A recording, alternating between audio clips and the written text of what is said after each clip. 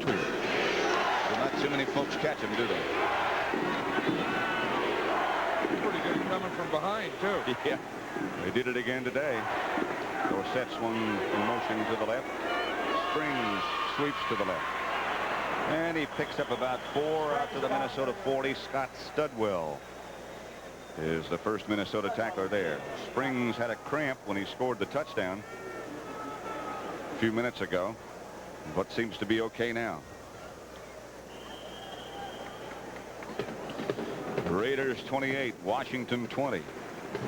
That'll come as cause for celebration in Dallas. They're a pretty good team coming from behind, too, the Raiders. Pretty good team all the way up and down. Of course, one of the 2 undefeated teams. The Raiders and the Cowboys. Both unbeaten. Both leading now. Springs again. Springs outside the 45 to the 47, about a half-yard shy of a first down. Tommy Hannon made the stop. You know, one of the things we were talking about after the half was the fact that time of possession didn't mean a lot because the Vikings were ahead. But the Cowboys had 50 plays. They had a lot of time of possession. And what that does is it keeps the defense out in the field, wears them down a little, and you really don't see the results of that until you get in the 4th quarter. And we may be seeing the start of that right now. I think you're very, very right. Phil Pozderac now is the left tackle, and Pat Donovan is the tight end on the left side. Crosby and Dupree lined up to the right. Dorsett. I think he got the first down. It's going to be close. Fred McNeil. First down, Dallas. McNeil made the stop. Clock running, 13:15 left to play. That's a Dallas first down at their 47. You know, when you're one of those big guys, one of those big defensive linemen, and you're in there and getting pounded on every play and chasing quarterbacks and reverses and stuff, you get a little tired, you know, because it's every play. There's no off play for a defensive lineman. He's making contact every play. And it does wear you down. First down, Dallas at their own 47. White to Dorsett. Dorsett now goes well over 100. Dorsett scampers down inside the 30 to about the 28. Matt Blair finally brought him down.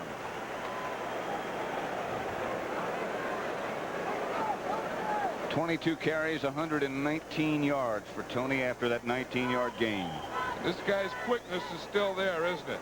You watch that again. He cuts, starts in, starts out, start back, sets up his blocks perfectly. I mean, he helps his blocking more than anything. A little stutter or thing there to hold the defender, John Turner, and he picks up another 8 yards. He's in quite a running back, I'll tell you. You know, one of the keys to their success after this play. Springs. Cannon misses. Springs gets down to about the 19. Matt Blair made the stop. You think about losing your starting center and your starting right guard, and you come in with 2 guys like Titensor and Baldinger, who now are doing a very good job, it would appear. Have to wait till we look at the films, but depth is a key factor as well. I think they are doing a good job, and the one thing about the Cowboy offensive line, they can all play all the positions. They have a lot of centers. You know, I mean, a guy plays guard or tackle, like Cooper's a right tackle, but he can play center. Titansor's a center, and he can play tackle. They have a lot of those types of things.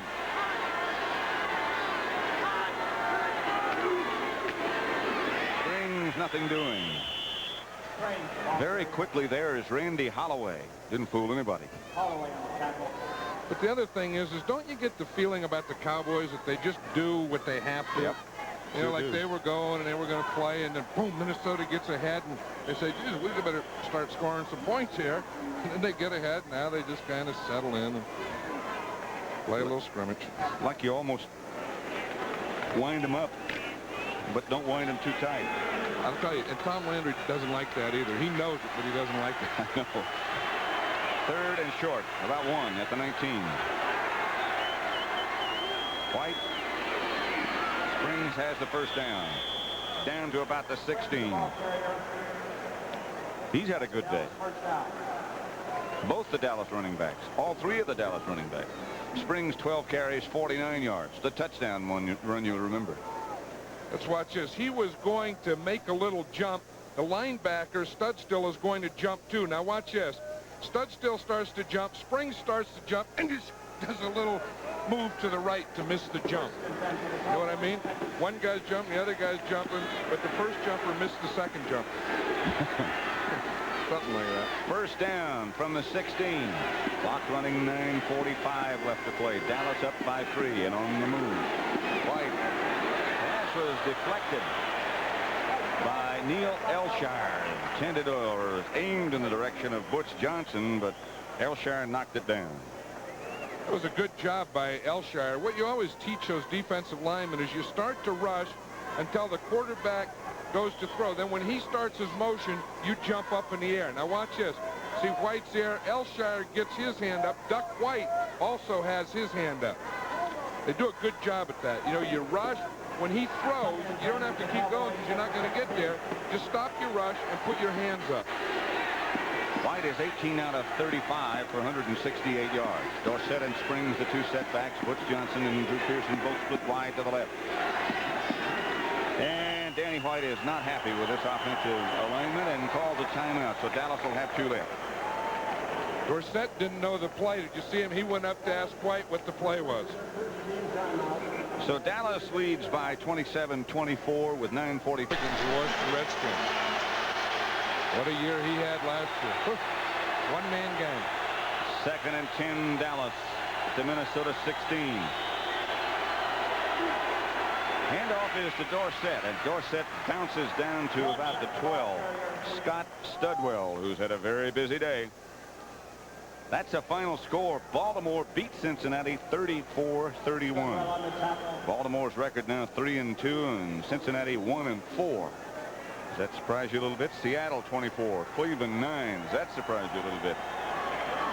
Atlanta has taken the lead over Philadelphia 24-21. I think Frank Cush's type program is one you just have to stay with. And if you're patient with it, it usually works in the end. Well, it's worked for him. It's been successful wherever he's been. 3rd down. White drops the throw under pressure. Gets out of it. Touchdown. Drew Pearson. Good effort by Danny White. Carl Lee was involved in the coverage, but Pearson got loose.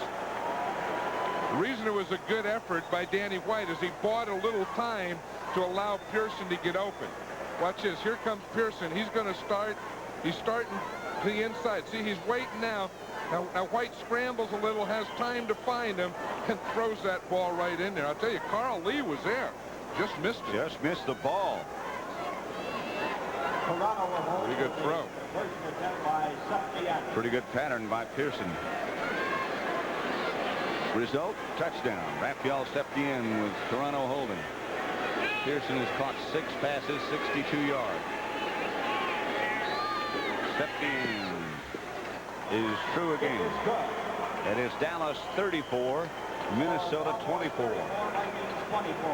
Minnesota led 24-10 late in the 2nd quarter. Now The effect that motion has is Crosby starts in motion. That gets the Viking defenders looking this way and opens the hole here for Pearson. Watch that.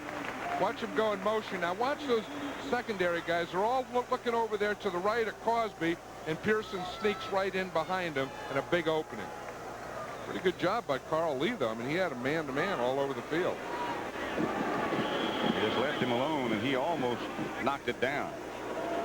He's made a couple of great plays on special teams. Here's Septien kicking off. Jarvis Redwine way back deep in his end zone, bobbles and will stay. Minnesota will take over at their own 20. The kickoff is down in the end zone. The Vikings will start from their 20. Raphael Septien now has 500 career points. 10 points today put him at that figure. Is there a better kicker in the NFL? If you had to pick one kicker to kick on your team, if you had a team, would you pick him? I'd pick him. Yeah, I sure would, too. Scoring drive, 11 plays, 84 yards. They kept the ball 6 minutes, 18 seconds. White hit Pearson with the 11-yard touchdown pass, and I think, John, a point you made much earlier about them wearing down that Minnesota defense has taken place. Here's Bethea chasing Dill, and now Randy White takes him down. Bethea, the rush White the takedown. We haven't talked much about those linemen in the pits. Watch Randy White here, 54. He starts out there. He's on Jim Huff. He gets by him. Sees Dills go. Comes right in there. Takes the ball. He was really trying to get Dills, wasn't he? You know, when those linemen see a guy, they finally get a chance to get him. They really want to get him. Especially if he's a quarterback. I don't know why they want to hit the quarterback harder. Well, because they chase him all day. Yes. They only get there. I mean, if they get there once or twice a game, that's good. Like the electric rabbit at the dog track.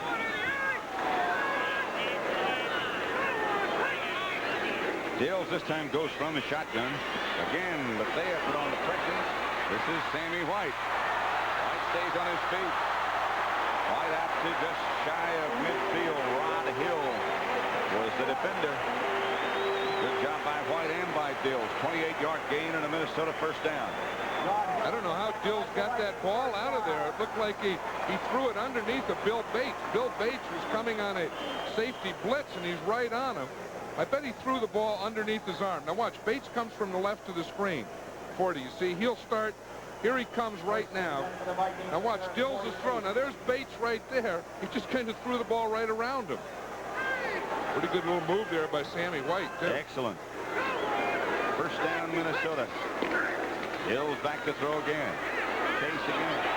Darren Nelson had it and dropped it, and he had room. Bates was the nearest Dallas defender, but Nelson had goal post and goal line in mind. He sure did. Bates was covering him man-to-man, and he beat him by about 4 steps. The ball looked like it went through and came down and hit his knee. But Grant's saying, boy, that was a right play. We had the right play. We just didn't catch the ball. As he said about Dills, he can't catch him. All he can do is throw him. That's right. And he threw it right there, and Nelson never did have it. He bounced off his hands and bounced off his knee. 2nd and 10 from the 48. Just over 7 minutes left to play. Minnesota's in motion. Dills is down. Pass is incomplete. Intended for Ted Brown. Downs was the closest defender, but Thurman put the heat on. It wouldn't have been right anyway because the Vikings had illegal motion. Watch, here comes Dennis Thurman, number 32. No one picks him up, and he's right in Dills' face as he tries to throw the ball. But Sammy White, motion on the offense, number 85, will be refused. 3rd down. Right, as Sammy White was coming in motion, he went forward, so that play wouldn't have counted had they had a completion. Dallas refuses the penalty. Cowboys leading 34-24. It's 3rd and 10. Minnesota stacks up all their wide receivers, all 3 of them to the right side.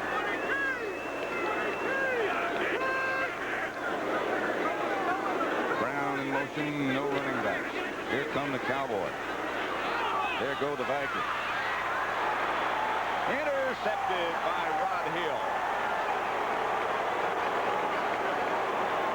Tender receiver was Sammy White. Rod Hill comes up with the interception. That's the Cowboys' 3rd of the day off Steve Dills. Let's watch Sammy White. He's the inside guy here. Man-to-man, Rod Hill. You see, he gets a little bump, plays underneath him, looks up, locates the ball, goes for it. He made a great catch falling on his back. He just took it away from Sammy White, and the Cowboys take over with their 3rd interception of the day. Johnson and Donnelly come out now with 6:57 left to play. Johnson and Donnelly out wide to the right. Dorsett is the lone setback. Here's Dorsett. Tony scampers outside the 30 to about the 33. Hannon made the stop. Hannon and Studwell on the tackle. Let's watch the blocking here. We'll see the right guard and the right tackle. The ball's going to start to the right and then go to the left. We see a little delay there. See, that's Brian Baldinger's the right guard. He sets up like it's a pass, then he pulls to the left and traps, and Dorsett runs right off the trap. I'll tell you, he's doing a great job today of setting up his block. Being right there, right after the block. Good block by Baldinger. He had a great training camp. White. Springs. Hannon is out there with him, and Ron Springs shakes him long enough to get a Dallas first down. Dennis Johnson out there to help.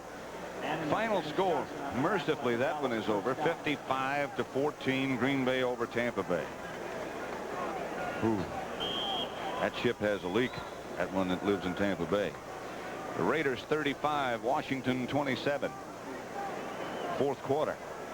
Didn't think they'd score that many points, did you? I didn't think it would be that type of game. I thought it would be a tighter game. First down, Dallas at their own 38. Cowboys leading by 10, 34-24. Dorsett cuts back inside and cuts for about 4. Matt Blair around his feet tripped him up. Tony's had a good workout. You know, we saw Brian Baldinger, the right guard, pull on the other play, and that time it was a right tackle. Jim Cooper pulled to the left. Let's see if we can see that. Now watch your right tackle. See that Baldinger block straight ahead. Here comes Cooper. See, now he's leading right there on Stetson. See, he just knocked him out or set right off him. I'll bet you in practice he spends a lot of time with those guards and tackles working. Knowing who has the best blocking angle and stuff like that. Probably buys them boots and stuff at the end of the year. You know how they do? Yeah. Mexican dinners. Springs makes a one-handed catch and gets a Dallas first down in Minnesota territory. At the 47. Hannon knocked him out of bounds. Make it to 46.5. Good day for Ron Springs, too. Well, it's been a good day catching the ball. It's been a good day running. And, again, Ron Springs is set up a lot by Dorsett. I think the defense, as Bud Grant says, if you're going to stop the Cowboys, you have to stop Tony Dorsett. So everyone's watching and keying on him. When he goes someplace, that brings a crowd. Springs has 8 catches for 64 yards, 12 carries for 49 yards, 1 touchdown.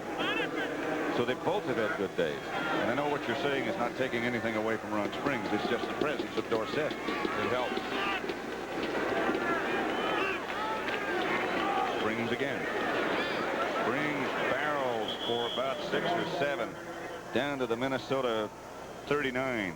Dennis Johnson on the tackle. You ever notice that fullback types always gain more yards in the second half? And that's the reason. I think the first half they're a little too quick, the fullbacks are. In the second half they get a little tired. They run better. They all do. Ron Springs does. William Andrews does. John Riggins does. All those types of guys. The defense get a little slower, a little more tired. And that fullback always has a bigger half in the second half than in the first half. Second down and 2. The ball at the Minnesota 39. 4 minutes left to play. White will throw. Does. Johnson shakes one tackler. Out of bounds at the Minnesota 23 by Tommy Hannon. Got away from Rufus Bess, who was there with him early. The Dallas first down. Again, the corner is off here, so it's just a little quick pass. Look, a 3-step drop. Boom. Butch Johnson out there. Catches the ball. He knows the secondary guy. A little dip underneath. Out to the sideline. Little straight arm. Jersey goes. Roll. Out of bounds. First down. Again, the depth of the Cowboys is such a factor. With Butch Johnson, Donnelly, Pearson, Tony Hill, who didn't play. That's the final score. 33-13. San Francisco over New England. 49ers record now. 4-1. They play the Rams next week. Dorsett the lone runner. Tony back inside, lowers his shoulder down to about the 20.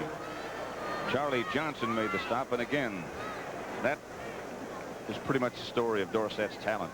He knew he had not much, and rather than take a heavy shot, he just sort of ducked under everything. That's why he's stayed in this league so long and why he's going to stay so much longer, because he knows if there's nothing there'll be another down and another day. 36 games in which he's gained over 100 yards. 1,000 yards going all the way back to his collegiate days, back before that at high school, and until last year, every year as a pro. This last year, forget about it. Springs to about the 17. Fred McNeil tripped him up. Cowboys doing now exactly what they want to do. Just keep the ball. Just control it long enough to run the clock out. Philadelphia has retaken the lead over Atlanta 28-24. That's still fourth quarter. Raiders 35, Washington 30, fourth quarter. Did not, as you said, John, think it would be that kind of game. St. Louis 7, Kansas City nothing, first quarter. Detroit 3, the Rams nothing, first quarter. Time remaining here, 2.5 minutes. Cowboys strolling around now. 3rd down and 6 from the Minnesota 18. White under heavy pressure. Throws outside. He had Donnelly. Donnelly couldn't grab it. Donnelly has a bad hand. It's really skinned up. You can see it's bandaged there. Almost all the skin is off the palm of his left hand. He couldn't really hang on to that one. Raphael Septien will come on now.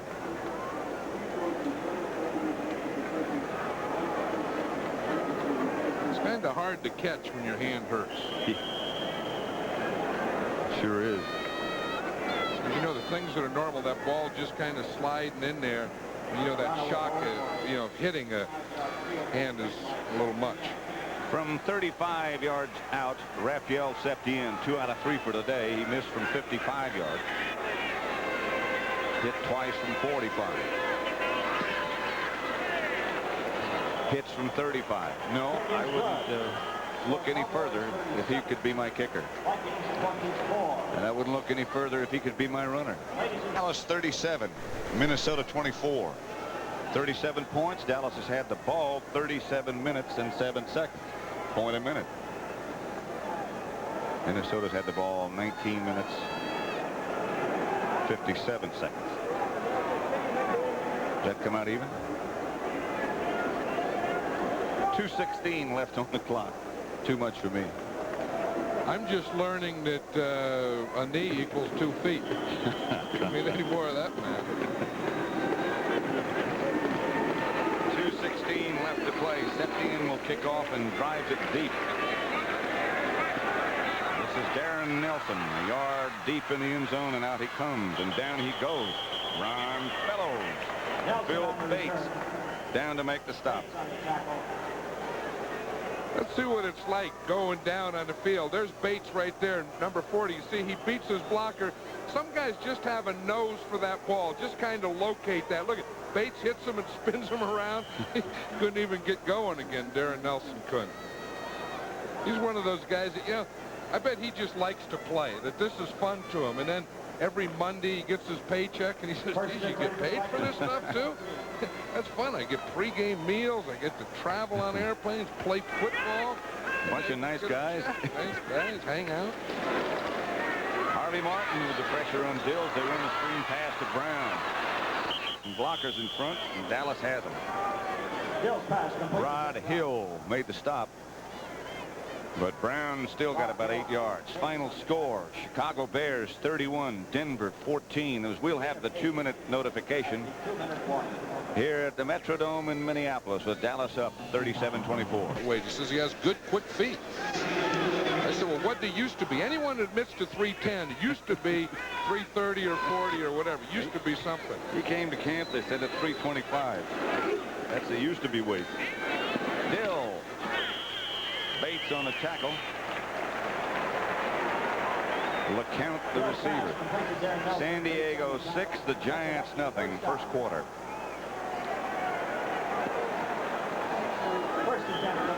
Dallas has 28 first downs. Minnesota 13. Here's Dill back to throw. That's Dave Casper. Casper taken down by Anthony Dickerson. Casper gets pretty good reception, doesn't he? Well, of course, you know, this is a team that Casper belongs on. He was born in Minnesota, grew up in Wisconsin, played at Notre Dame, likes to hunt and fish and those type of things. He's a Minnesota type of guy. And, you know, the trade was made, Dave Casper and Archie Manning, and they made a lot of deal about Manning, but he's going to be an insurance quarterback for this team. But before it's over, I think Casper is really going to help the Vikings. Really had so many great years for you, the Raiders.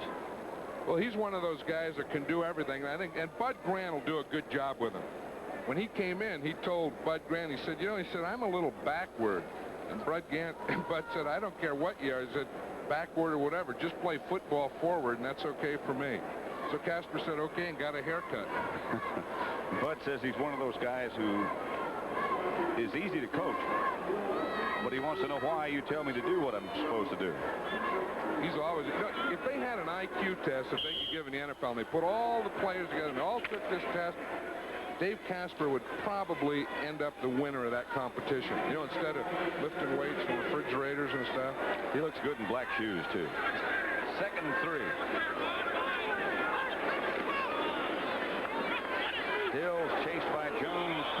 picked off again by Fellows. Now they say no catch.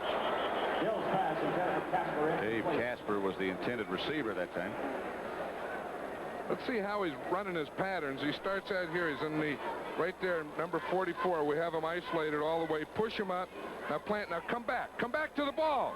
Okay, that's a little slow starting. Well, the ball bounced to him. You can't do anything with that anyway. But see, he was a little slow from the time he decided to make his hook to get back. I still coach him. I can tell. Yeah, he's like my son. He's a heckler. He still listens. Can't hear, though. 3rd down and 3. 1:27 left to play. Cowboys just teeing off. Smirek underneath Dills. Dills gets it to Casper. Casper stays on his feet. Lateral. Sam McCullum takes the lateral. And they get down to the Dallas 35. Rod Hill made the stop. Casper loves that type of stuff. Look, he says he's a little backward. Wonder if that goes there. Now, that's a pretty good move. Now, push. Now, come back a little. Look. Now, he's going to get by this one. He'll try and run over this one. Put your shit. That's it. Now, he knows he can't. Okay, lateral it off. Let him go another 10 with it. Good job, Dave. He probably practices that stuff. Tonight here on CBS, 60 Minutes, followed by Alice one day Next week. Right, we'll be there. We saw the timeouts remaining, 1:14 left to play. Hills makes a one-handed catch. Throws for White, incomplete. Rod Hill on the coverage. And he was right with him. As I said before, I think when the Cowboys started giving the Vikings that what they call a 4-0 defense, 4 defensive linemen, no linebackers, and the 7 defensive backs, I think that really shook Dills a little, and they've never recovered from that. Plus the fact that that time of possession wore the defense down, and then the Cowboys took advantage of it.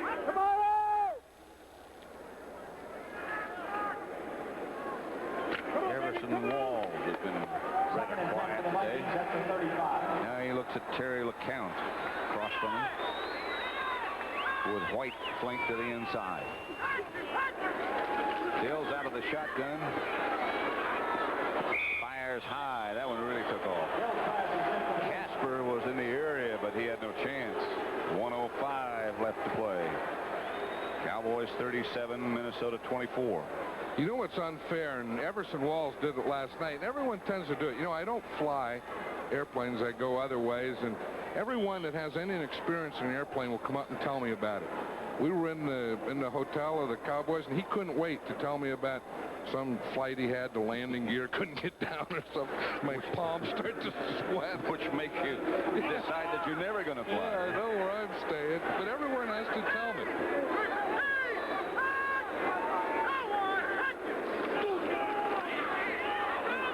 Too tall Jones chasing Dills and got a piece of his own.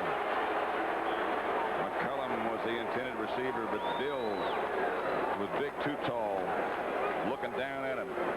I think Too Tall's played a pretty good game today. Yes. You know, he's not had the sacks, but he's been there pecking away at Dills all day. You know, always grabbing an arm, grabbing a jersey, hitting the arm, knocking the ball down. He's really caused some problems over there from that left defensive side. Played the run very well, too. He sure did.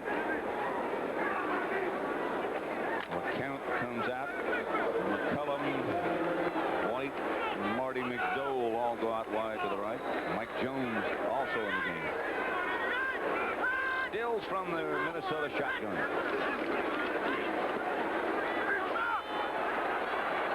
Alley-oop.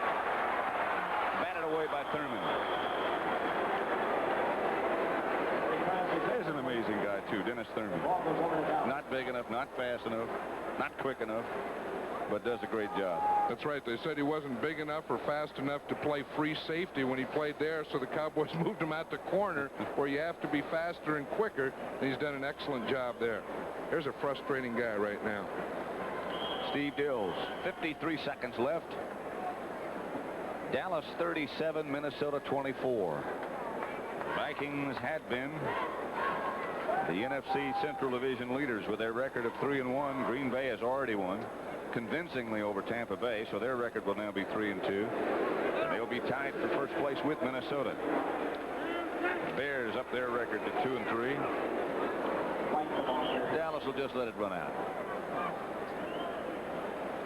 Clock going, 45, 44 seconds left to play. The Cowboys will remain unbeaten and be 5-0, and now the Vikings have taken a timeout. I'll tell you, these are two well-coached teams. You know, Danny White in the huddle now giving a little smile. Defense walks over to talk to Bud Grant. He's an amazing guy, Bud Grant. You know, he may have the right attitude about this thing. He doesn't practice on Saturday. Last coach to come to training camp. Yesterday, duck hunting season opened. He was out duck hunting, and that's why he's been around so long, and that's probably why he'll continue to be around so long. As long as he wants to be. Yeah. Don't forget, next week here on CBS, doubleheader week for us.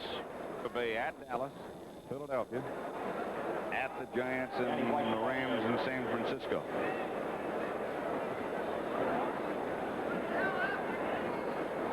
When the game is over, we will be talking with some of the Dallas players. Tom Landry looks like he'll enjoy the ride home.